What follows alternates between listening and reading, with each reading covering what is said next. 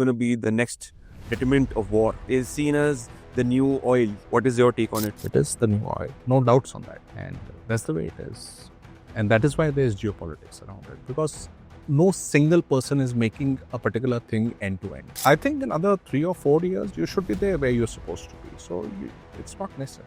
Where do we aim to be, according to you? We should aim to look at our own markets. We don't need to aim to be A, B, or C. I mean, it's not a race that you are running where you need a gold, silver, or bronze. You see some challenges at the moment in this ecosystem? The challenges, there could have been more incentivization to the ancillary industries like the chem.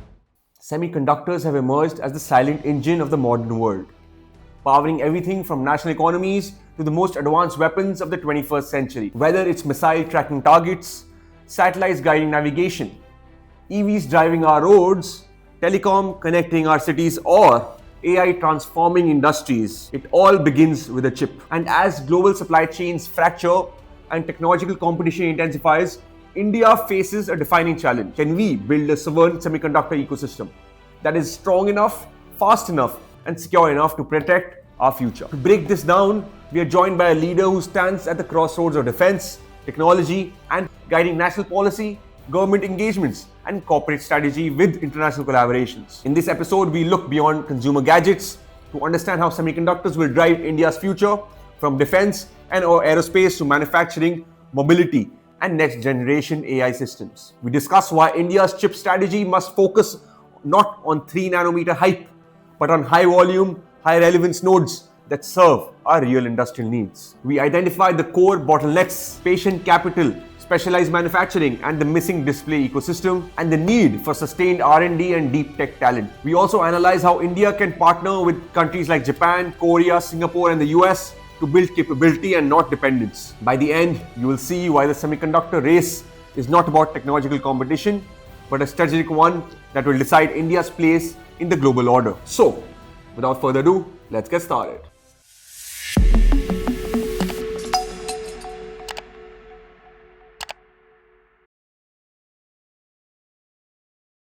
Colonel Anurag Awasthi, thank you so much for being a part of Dive Publisher. Thanks. It was a pleasure listening to your session a while ago, which was about the challenges for collaboration and co-development in the aspect of semiconductors. Thanks, Shivam. Would you like to summarize for us what you tried to portray, what kind of picture you portrayed there at the session? Yeah, surely. So, see, firstly, it's very kind of you to say that the session was good, and I think the reviews will only take time as to when they come in the Tele Defense Dialogue. What exactly does the semiconductor industry want? What does it do? How is it configured worldwide? Why is it in more of a geopolitical along with the tech domain? And it's not just vice versa.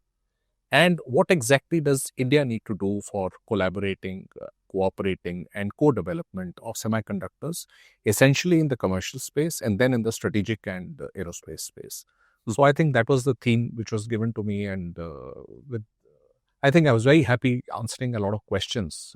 They were very, very thought-provoking questions with very, very, measured and a very enlightened audience. So I think it was, all in all, I think it was okay. Where do you think India is at the moment when it comes to semiconductors?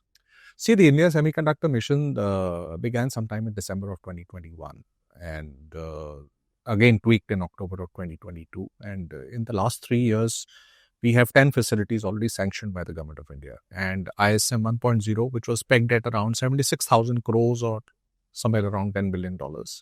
That tranche is generally over. The policy framework of the India Semiconductor Mission is best in class. I can tell you, I'm a policy guy all over the world. In terms of the production-linked incentive, in terms of design-linked incentive, in terms of chips to start up, in respect of chip-in terms of the production, in terms of design, in terms of the startups, in terms of EDA tools, in terms of education, in terms of various issues like syllabus changing, everything has moved seamlessly and concurrently in the last 3 years, which itself is marvelous. And along with that, there are some very, very important MOUs that you've done with Japan, with Korea, with Singapore. More are in the offing. ISET is a great enabler with the United States of America. While people may say that there are a little of, kind of hiccups which are happening right now, but that's okay. That's not permanent. That's kind of temporary. So there's a lot of play which is happening in the semiconductor industry, and with 10 facilities, and you've got IDMs which have come in and set up base here. There are joint ventures. There are your homegrown players.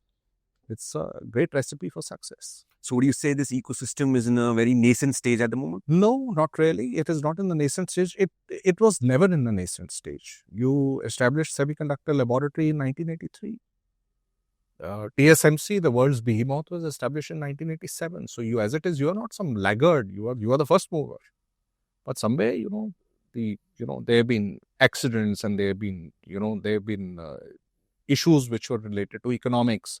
There were issues related to stability of the governments. Joining the service industry bandwagon or not joining the manufacturing bandwagon, all of that. But that's okay. That's behind you. But I think in another 3 or 4 years, you should be there where you're supposed to be. So it's not nascent. Where do we aim to be, according to you? We aim to look at our own markets. We should aim to look at our own markets. We don't need to aim to be A, B, or C. I mean, it's not a race that you are running where you need a gold, silver, or bronze. You need to cater to your own markets. You need to look at less dependency over the foreign markets and the foreign players, and you look at building products. So if you recall, that was my last statement, that your main goals, your focus is A, to build products, and the second part is you have to reduce dependency. True. So if you can handle this twin goal, I think you've arrived. So what size of the chip are we good at the moment in making? See, let's not get into this nanometer paradigm right now, because it's actually a mute discussion, right? You have to cater to your markets. Your markets are what? Automobile, wearables, hearables, industrial equipment, so many other things, defense and aerospace, where you don't need to make some 3 nanometers and 5 nanometer chips here. You need to look at even your legacy nodes are good. And that also will not make a very major dent on your ecosystem, because your volumes are so high, your market is so huge. So while you may look at, this entire system with a rose tinted lens of nanometers, but right, you need to look at your own markets for which you are getting geared up. But for critical technologies, we would need a smaller. That's no population. You can buy it. You can have meaningful dialogues with various countries, friendly foreign countries who make it. But then we'll have to rely on their supply chain. Yeah, but then the whole idea is that you are not looking at very large volumes in that. So there are two things. One, you're looking at high volume and high impact. One is low volume, high impact. So in this segment that you just mentioned, there's low volume, high impact, which comes with a price, and it comes with some tags, but that's all right. But do you see, since this session was about challenges in co-development, do you see some challenges at the moment in this ecosystem? I don't think so. The challenges in the ecosystem. Just a quick reminder, subscribe to us if you haven't already, if you want to keep up with India's strategic growth and not miss out. Because just like India, we are only getting started, me and my team. And we promise to continue bringing you conversations that matter. Thank you. Now let's get back to the video. Were that, there could have been more incentivization to the ancillary industries like the chemical industry, etc., which I feel will come in ISM 2.0. They should come. The only thing which possibly we need to look a little more deeply is that there is a little void of the display segment, which should be coming in possibly. I'm sure there are enough players who are looking at JVs with various people abroad. And India is a huge display market, so it should be around the corner. And what about the semiconductors for defense equipments? Where are we there? It depends, it's not a carte blanche case. It depends what are you looking at, for which weapon system. And as I mentioned to you, it's a low volume. It's not a very high volume. It's not like you require some, the volumes of chips which are required for a fan or a washing machine or an automobile or a wearable or a hearable or whatever. But we are still importing a lot of our semiconductors that we intend to. We are, because we're just 3 years old insofar as the mission is concerned. So it's on a mission mode. That's a question of time. Rome wasn't built in a day. But again, we see some big challenges in the ecosystem, which you were pointing towards at the session. You want to put a light on it a little bit? Oh, we will need to look at more funding. You will need to look at focused funding. You will need to look at patient capital. Patient. You cannot put high technology in the same bracket of financial year to financial year. It's not YOY. It's not year on year that you put high technology segments into this. You have to look at patient capital. You have to look at patient funding. You have to look at patient R&D. So you need to put in more impetus on R&D, which is being done now with the RDI scheme, which has come in, Research Development and Innovation scheme, which has just come in it's been unveiled by the Honorable Prime Minister. 1 lakh crores is a lot of money. And you need to look at focused funding. The problem in India is beyond a point only gets into funding.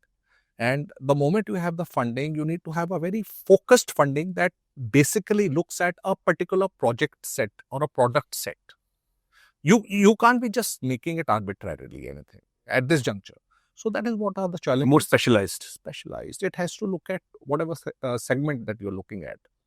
So while you may look at a particular ministry which says, that this ministry will do it, but that is not the case. That the mandate of a particular ministry is broad-based. But if you want your own sector or your own segment to grow, then it has to be that vertical segment. That vertical segment spews what? Money, allocation of money. It looks at, it looks at various other issues like need. It looks at issues like requirement. It looks like timelines, various, which that broad-based particular ministry will not know. And it's not supposed to know. Right. So that is where we need to have a little more connect. To understand better, can you tell me the key stakeholders in the semiconductor ecosystem?